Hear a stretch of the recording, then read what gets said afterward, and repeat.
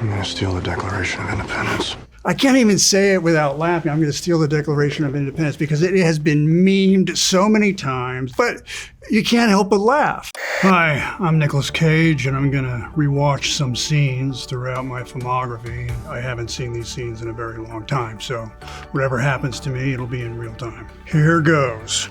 Boom.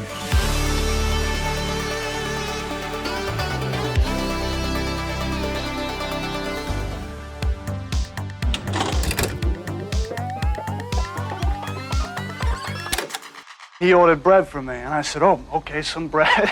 and I put my hand in the slicer, and it got caught. It's funny, because when my fiancée found out about it, but she found out that I'd been maimed, she left me for another man. Wow. A couple things come to mind. Brooklyn accent, I worked on that quite a bit. Because originally I was talking with like a Jean Marais in Beauty and the Beast, but he was in French, but I was trying to give it that growl. But I dialed that back because I wanted to keep my job. Yeah, but that's not Johnny's fault. I don't care!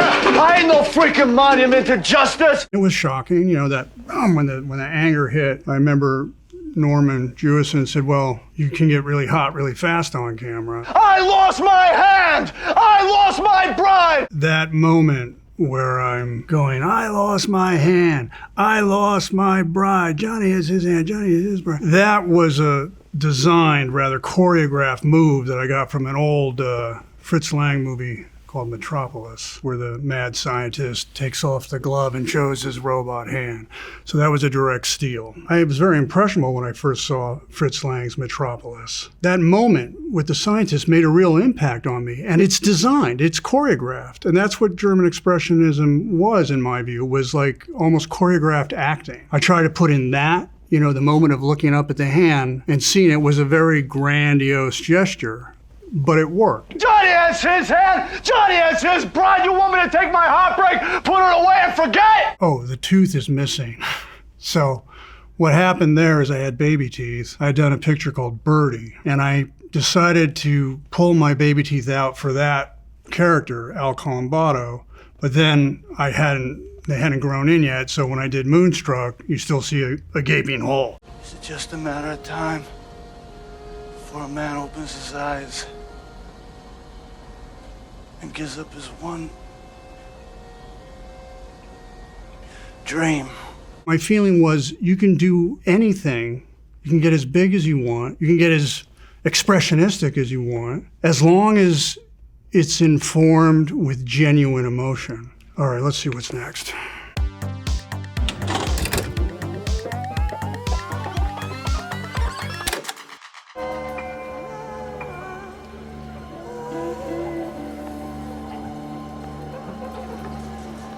No! No! Fuck you! Fuck! You fucking...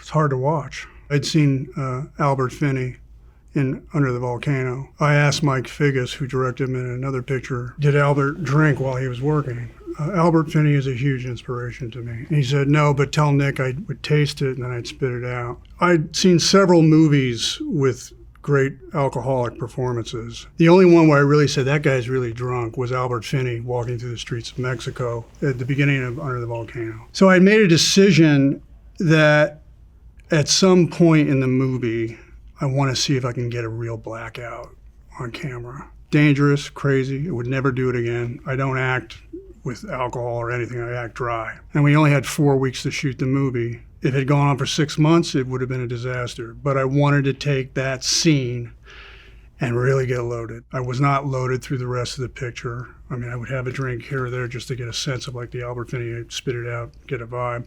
Had a drinking coach named Tony Dingman, family friend, at the time a drunk, a poet. We were drinking Sambuca, and he thought that would be a good choice for this scene. So I was drinking the Sambuca, and I went downstairs, and I was like, whatever happens, get it, because this isn't going to happen again. That's fine! You can't shut me! I am I had developed a sense of backstory for Ben, which is that he had gone through a divorce, was trying to get custody of his son. And in my own life, I was really trying to get that one day out of the week to see my kid at the time. And it was something that I knew was in the body, and I knew it was in the character for Ben. So when I went downstairs and we shot the scene, that's the result. And you see I'm screaming, "I'm his father, I'm his father." I am his father! Well, I meant it.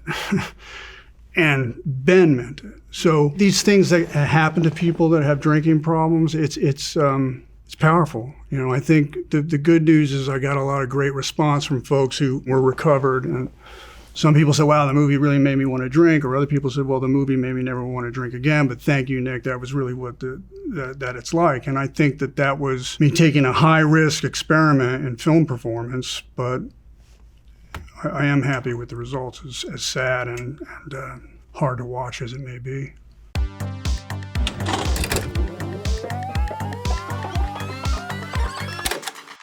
But when a long train of abuses and usurpations, pursuing invariably the same object, evinces a design to reduce them under absolute despotism, it is their right, it is their duty to throw off such government. People don't talk that way anymore. Beautiful. Huh. No idea what you said. Well, how do you take something that is so profoundly ridiculous and really try to sell it, okay? What I like about that scene, just seeing it again for the first time in I don't know how many years, is I like the positivity of the character. He really believes this. He really reveres it. And I think that's charming. I'm gonna steal it. What? I'm gonna steal the Declaration of Independence. I can't even say it without laughing. I'm going to steal the Declaration of Independence because it has been memed so many times. It has been SNL'd, but you can't help but laugh. I mean, okay, so, but I think what really makes it work is how serious Justin and I are taking it. If you played it for laughs, then it's screwball comedy and it's stupid and it's not my thing. It's not where I'm at. But the fact that we played it like dramatic actors makes it even more funny than it might have been if it was slapstick. I think John Turteltaub shot it lovingly. I mean, he really made the characters look like they had great reverence and regard, almost like it was a sacred, well, to some it is sacred, but like almost like a holy object. And then to punch it with, "I'm going to steal it," it's so ridiculous. You just can't help but love it. That's nice to see that scene again. Thanks, John Turteltaub. What else have we got?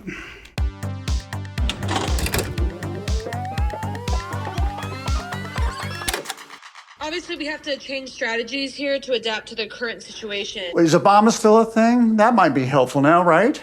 What? Obama. You said you guys were talking to Obama, right?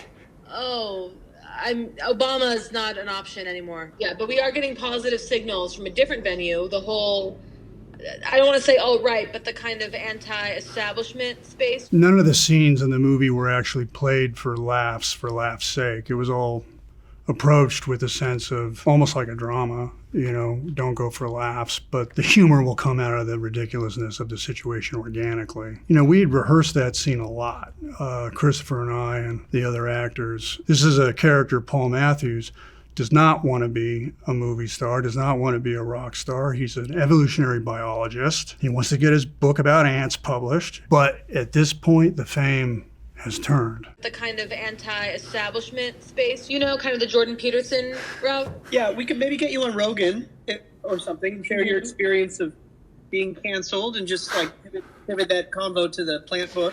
Guys, no, I hate that idea. In my own life, for example, maybe 2008, 2009, I went online stupidly and I Googled my name. Up came this video, Nicolas Cage loses his crap or whatever, and it started going viral and it started compounding on itself exponentially. And suddenly I was a meme, t-shirts, you don't save. And what had happened in that video is he was cherry picking different meltdowns that I had with no sense of act one or act two or how the character got there. There was nothing I could do to stop it, nothing I could do to control it. So I put all those emotions into this character of Paul Matthews. He doesn't look like me, he doesn't move like me, he doesn't talk like me, but those genuine feelings of frustration are in that character, in that moment, in that scene.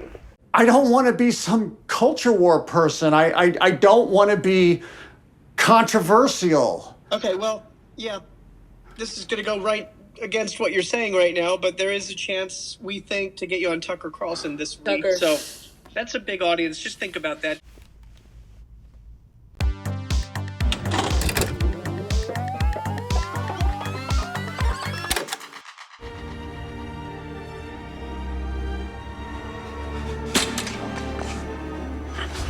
Are you okay?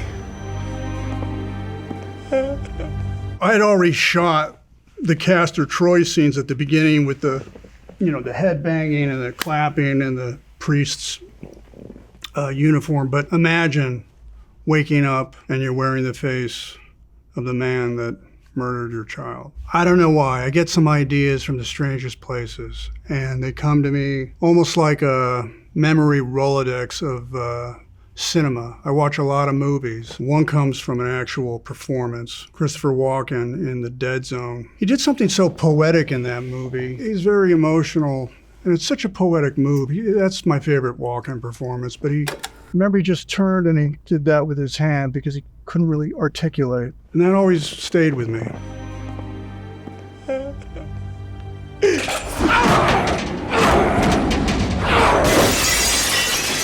you! Fuck you! Fuck you! John!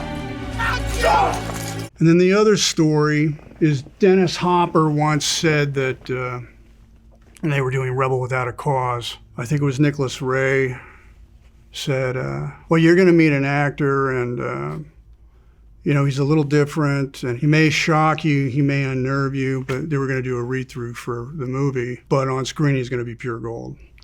And they opened the door and there was James Dean at the table, and he looked at everybody and he just went, fuck you, fuck you, fuck you. And that always stayed with me, and I thought, okay, just came to my head, I'm going to play that scene, but it's going to be Sean Archer with Castor's Troy's face. That's how that happened. It really happens as mercurially as that, where it just, ideas come to me for design, for performance. You're Sean Archer! Sean Archer! Sean Archer!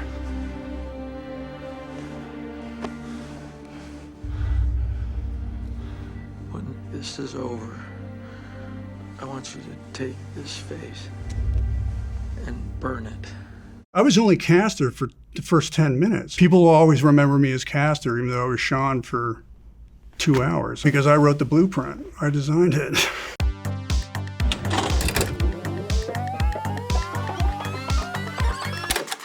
Put the bunny back in the box. I knew you was a punk, and I was right. You been playing us all along. You a free man. I said, put the bunny back in the box.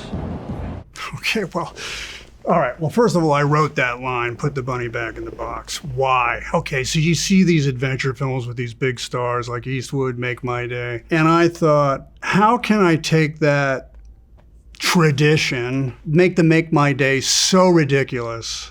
What can I come up with that will become my Make My Day? Bunnies are kind of funny. Well, I'm bringing a bunny to my daughter. That was another idea I put in. And that's why I had the bunny, because I wanted to say that line, put the bunny back in the box. It's absurdity at its finest. But again, if you sell it with genuine emotion and real, determination, like this is the most serious thing in the world, and it is, because he has to give it to his daughter who he hasn't seen in 6 years. It's serious, he means it, but it's ridiculous, and that's what I love about it. I said, put the bunny back in the box.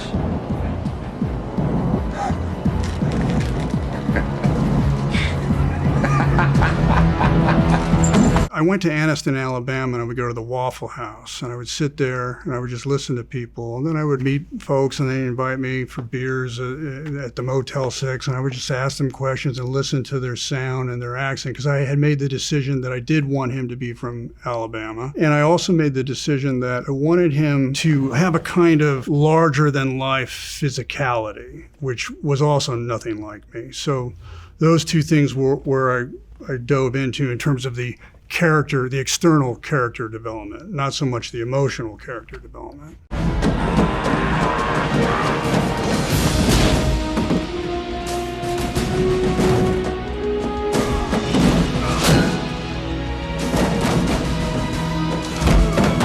I was probably in the best shape of my life at that time. I don't know how many push-ups and sit-ups I was doing a day to become this character who I'm nothing like. And I was really game for any kind of physicality. I was really light on my feet, and I enjoyed all the stunt rehearsals, and there was so much ridiculous testosterone on that set you wouldn't believe it. I mean, everyone was trying to do sprint contests, pull-up contests. I won. I could never do it again.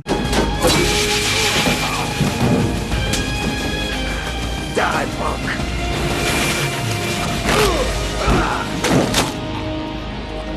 Why couldn't you put the bunny back in the box? I was really up for it. I loved it. I enjoyed being fit. I enjoyed doing the stunt fighting. And the fact that it was such a contained space only made it more exciting, because it was about inches. Like, what can we get away with here and there and still have it look in some way kind of spectacular?